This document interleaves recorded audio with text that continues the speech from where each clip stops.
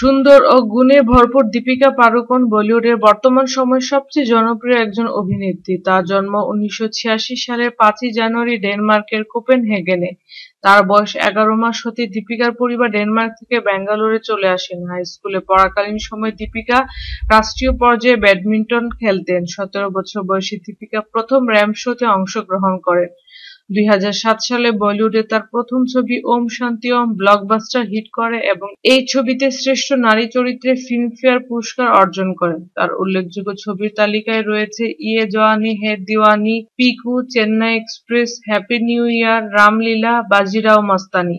শুধু বলিউডেই নয়, দীপিকা পাড়ুকোন হলিউডের ট্রিপল এক্স, রিটার্ন অব থান্ডারকেস ছবিতে অভিনয় করেন। ক্যারিয়ারের শুরুতে অভিনেতা রণবীর কাপুরের সাথে প্রেমে জড়িয়ে পড়েন এবং ভারতের মিডিয়াগুলোতে তাদের একসঙ্গে থাকার ছবিও প্রকাশ পায়, কিন্তু পরবর্তীতে এই সম্পর্কটি টেকেনি। এরপর সিদ্ধার্থ মালিয়ার সাথেও প্রেমের গুঞ্জন শোনা যায়। বর্তমান সময়ে আরেক জনপ্রিয় তারকা রণবীর সিং এর সাথে প্রেম করছেন দীপিকা পাড়ুকোন। এই নায়িকা ছবি প্রতি ১৫ কোটি করে টাকা নেন। যদি আমাদের ভিডিওটি ভালো লাগে তাহলে অবশ্যই লাইক করার অনুরোধ রইল।